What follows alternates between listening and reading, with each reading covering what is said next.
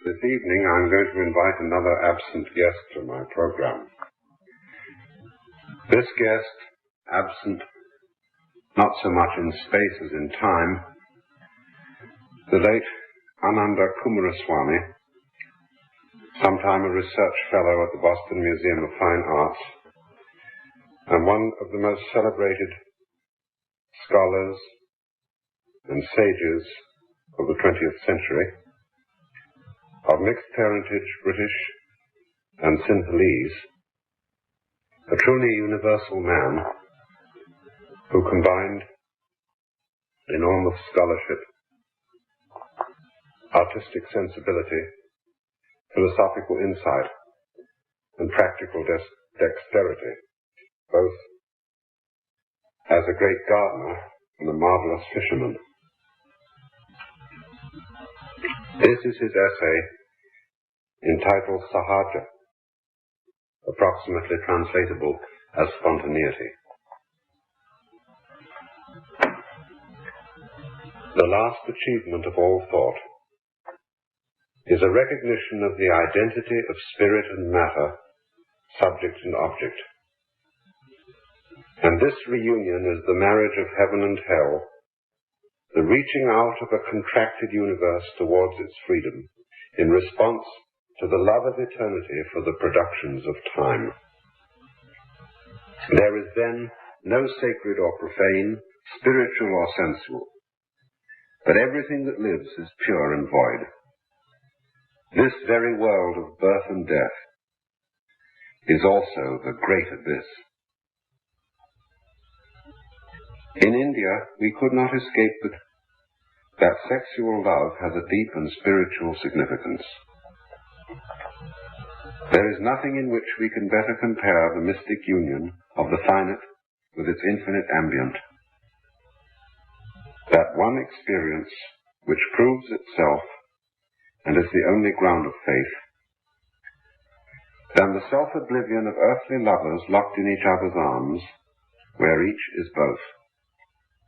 Physical proximity, contact, and interpenetration are the expressions of love only because love is the recognition of identity. These two are one flesh because they have remembered their unity of spirit. This is, moreover, a fuller identity than the mere sympathy of two individuals. And each, as individual, has now no more significance for the other than the gates of heaven for one who stands within. It is like an algebraic equation where the equation is the only truth and the terms may stand for anything. The least intrusion of the ego, however, involves a return to the illusion of duality. This vision of the beloved has no necessary relation to empirical reality. The beloved may be in every ethical sense of the word unworthy, and the consequences of this may be socially or ethically disastrous. But nevertheless, the eye of love perceives her divine perfection and infinity, and is not deceived. That one is chosen by the other is therefore no occasion of pride, for the same perfection and infinity are present in every grain of sand, and in the raindrop as much as in the sea.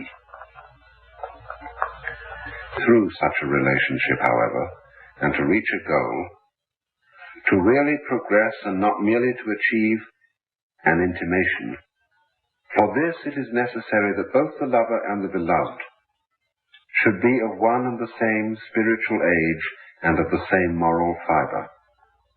For if not, as Chandidas says, the woman who loves an unworthy man will share the fate of the flower that is pierced with thorns.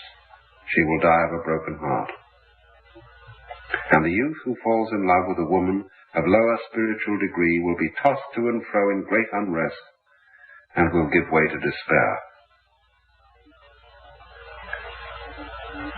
Because the stages of human love reflect the stations of spiritual evolution, it is said that the relationship of hero and heroine reveals an esoteric meaning, and this truth has been made the basis of the well-known allegories of Radha and Krishna which are the dominant motif of medieval Hinduism. Here, illicit love becomes the very type of salvation.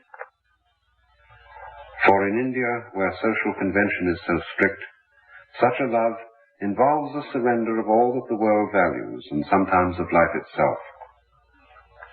When Krishna receives the milkmaids and tells them he owes a debt that can never be paid, it is because they have come to him, like the Vairagi who has renounced his home.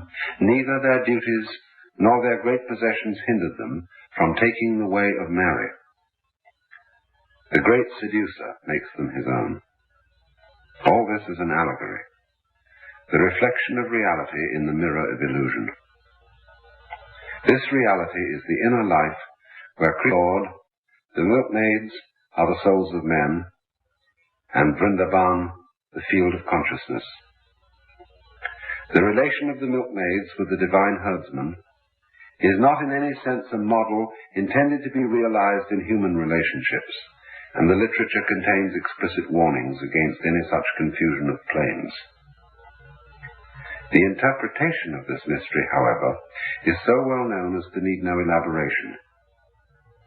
But there is a related cult which is called Sahaja, which constitutes a practical discipline, a rule, and what we have to speak of here concerns this more difficult and less familiar teaching.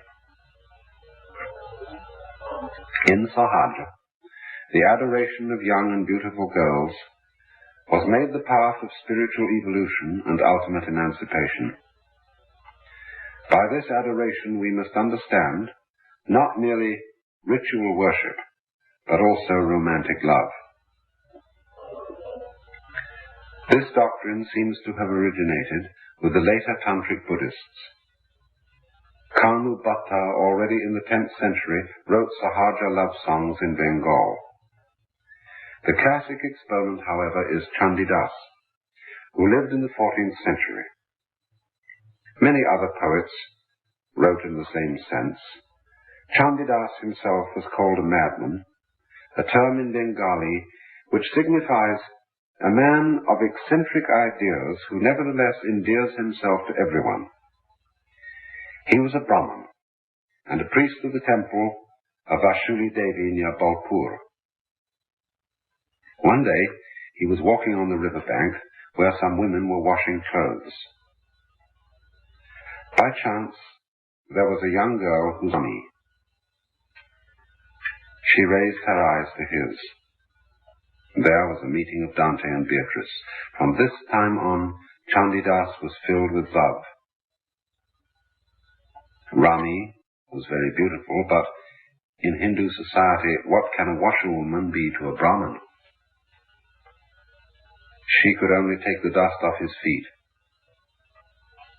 He, however, openly avowed his love in his songs and neglected his priestly duties.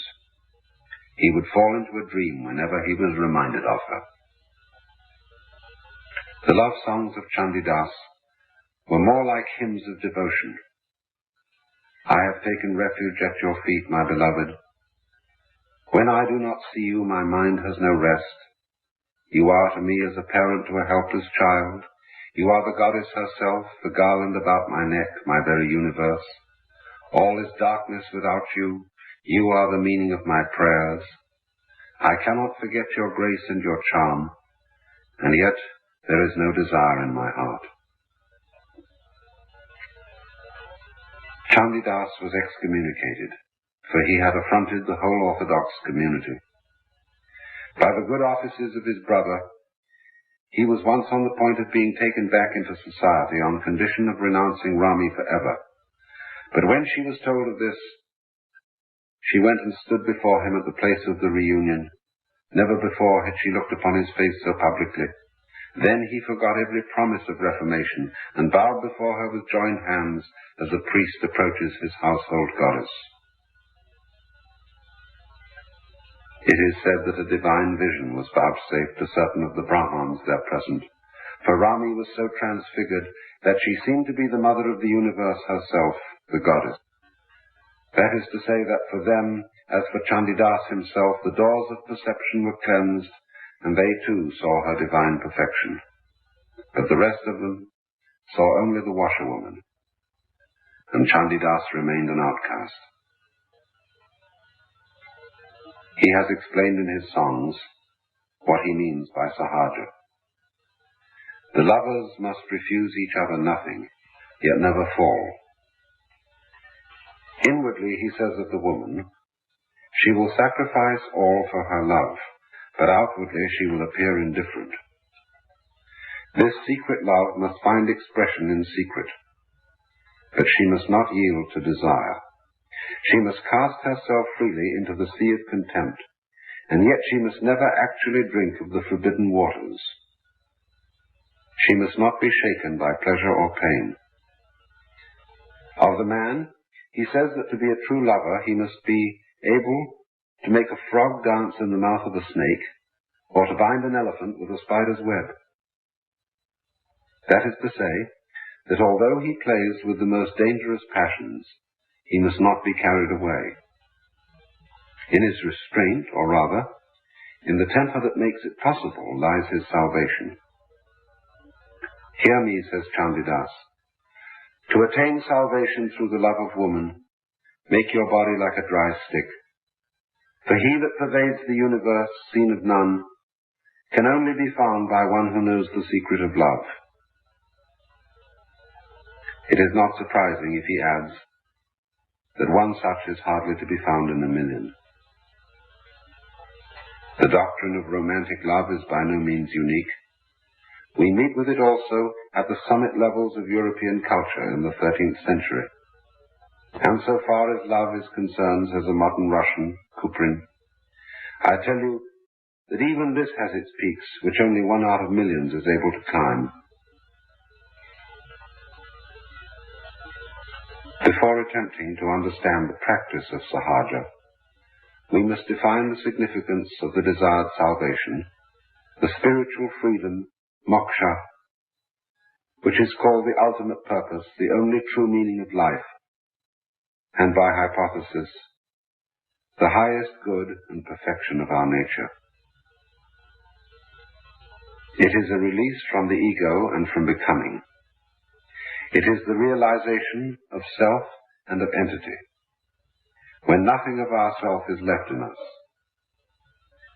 This perfect state must be one without desire, because desire implies a lack. Whatever action the Jivan Mukta, or spiritual free man, performs, must therefore be of the nature of manifestation, and will be without purpose or intention. Nothing that he does will be praiseworthy or blameworthy, and he will not think in any such terms. As the Mahabharata says, with many like texts, he who considers himself a doer of good and evil knows not the truth. Nothing that the freeman does will be selfish, for he has lost the illusion of the ego. His entire being will be in all he does, and it is this which makes the virtue of his action. This is the innocence of desires. Then and then only is the lover free, when he is free from willing. He who is free to do what he will. But first, as Nietzsche says, he must be such as can will, or as Rumi expresses it, must have surrendered will.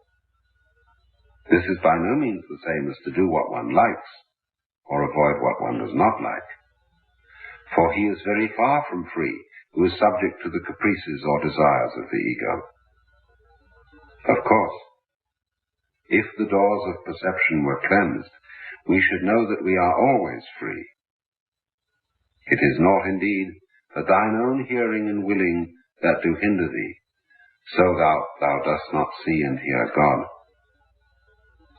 For the world itself is manifestation, and not the handiwork of the Absolute. The most perfect love seeks nothing for itself, requiring nothing, and offers nothing to the beloved, realizing her infinite perfection which cannot be added to. But we do not know this except in moments of perfect experience. Very surely the love of woman is not the only way to approach this freedom. It is more likely, by far the most dangerous way, and perhaps for many an impossible way. We do not, however, write to condemn or to advocate, but to explain.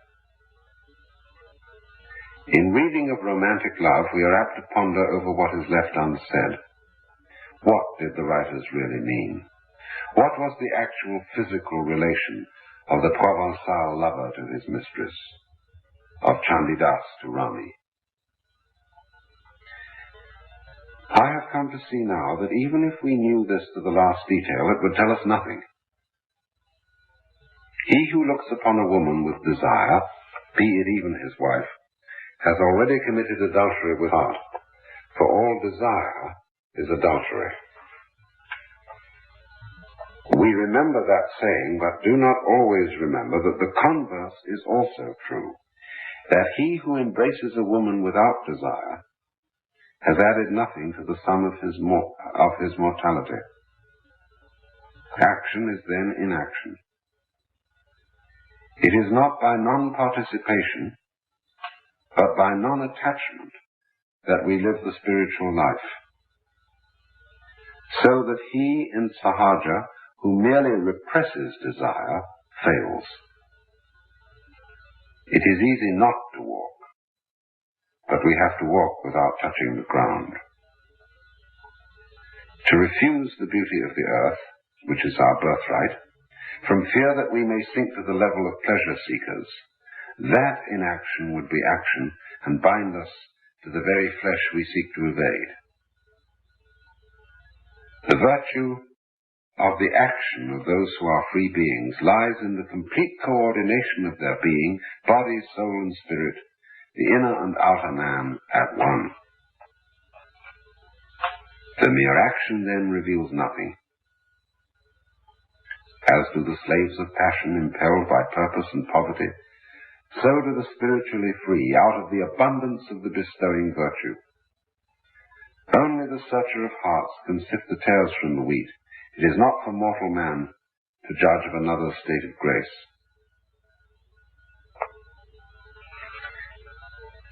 When we say that the Indian culture is spiritual, we do not mean that it is not sensuous.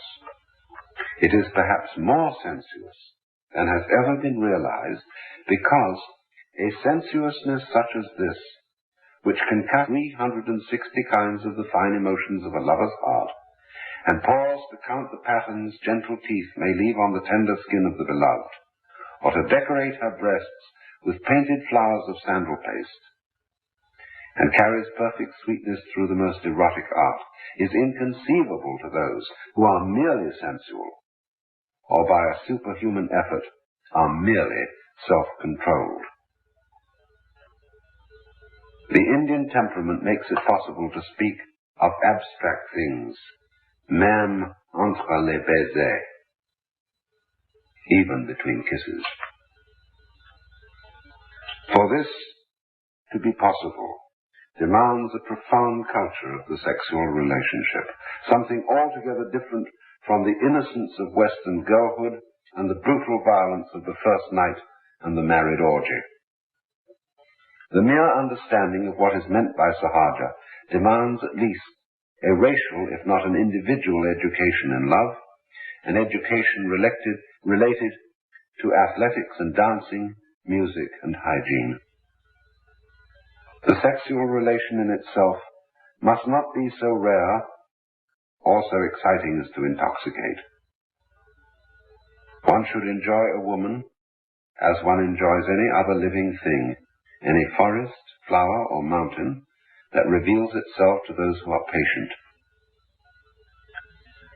One should not be forced to the act of love by a merely physical tension. Minutes suffice for that, but hours are needed for the perfect ritual. What the lover seeks should be the full response, and not his mere pleasure. And by this I do not mean anything so sentimental as forbearance or self-sacrifice. but what him most. Under these conditions, violence has no attractions.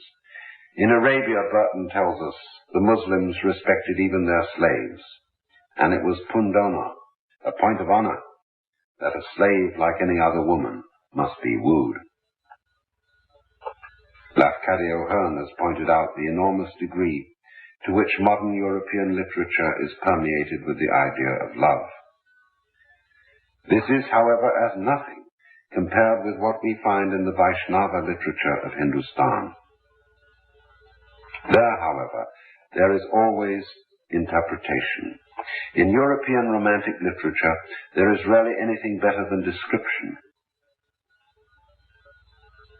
That should be only a passing phase, for the real tendency of Western sexual freedom is certainly idealistic, and its forms are destined to be developed until the spiritual significance of love is made clear.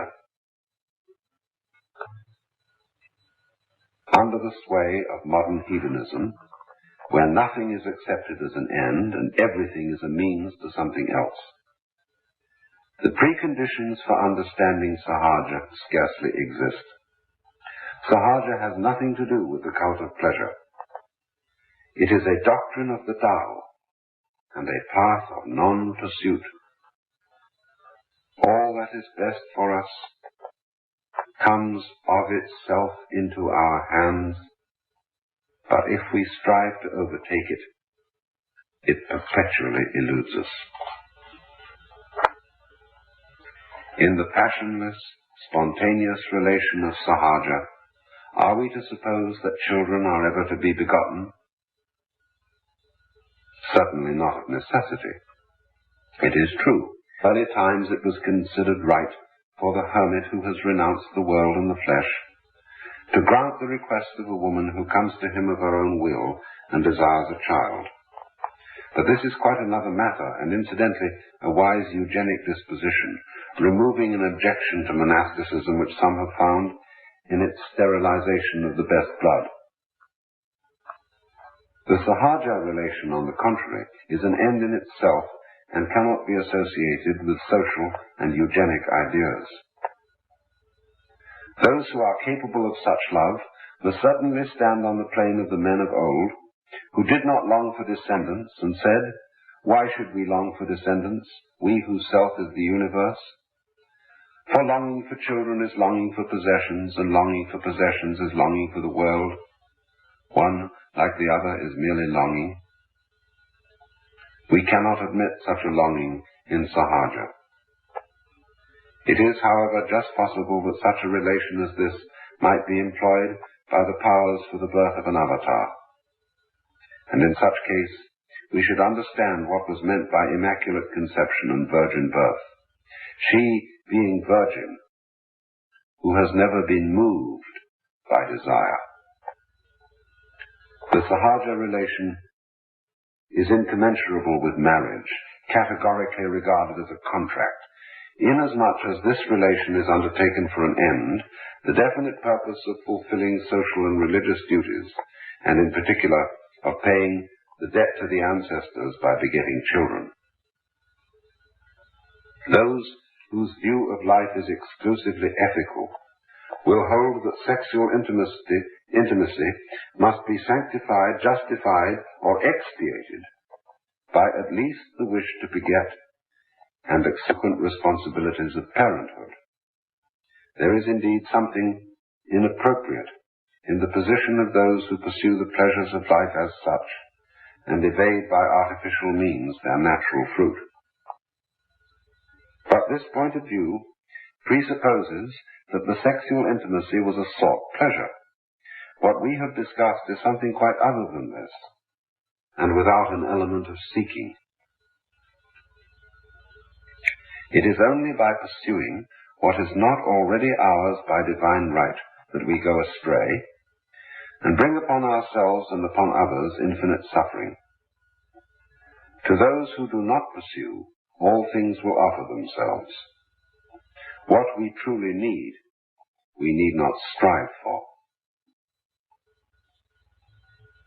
It will be seen from all this how necessary it is that sexual intimacy should not in itself be considered an unduly exciting experience.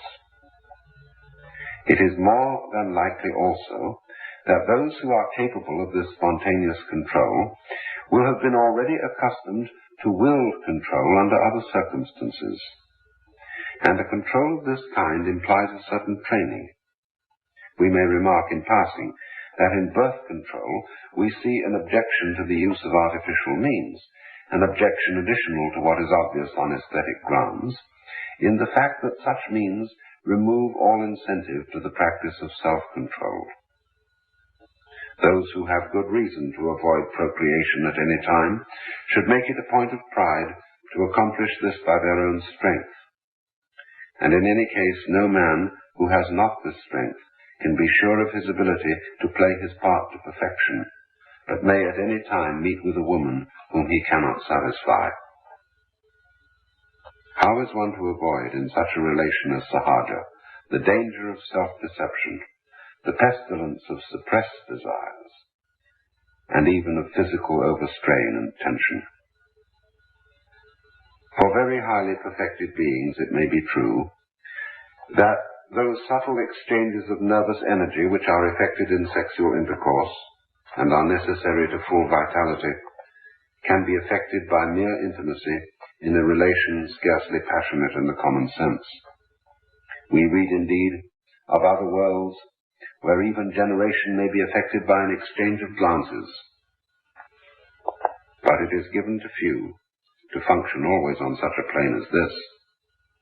Are we then to forbid to those who need the consolations of mortal affection? Are we to forbid to these the passionless intimacy of Sahaja? Why should we do so? Even for those who cannot renounce the sheltered valleys of the personal life forever, it is well sometimes to breathe the cold air of the perpetual snows. We should add that to whom chastity is difficult, it is to be dissuaded. In order to be sure of our ground, we should not attempt the practice of a degree of continence beyond our power. We should also be careful not to mix our claims, or to make one thing an excuse for another. We must recognize everything for what it really is, the relative as relative, the absolute as absolute, and render unto Caesar those things and only those which are lawfully his. We are now perhaps in a better position to know what is meant by Chandidas when he speaks of the difficulties and the meaning of Sahaja. What he intends by never falling is a perpetual, uncalculated life in the present, and the maintenance not of deliberate control, but of unsought, unshaken serenity in moments of greatest intimacy. He means that under circumstances of temptation none should be felt, not that temptation should be merely overcome. And to achieve this, he does not pray to be delivered from temptation, but courts it. Here, nothing is to be done for one another, but all for love. There is to be no effort to evoke response, and none to withhold it. All this is far removed from the passion and surrender, the tricks of seduction and the shyness of the spiritual allegory and of the purely human experience.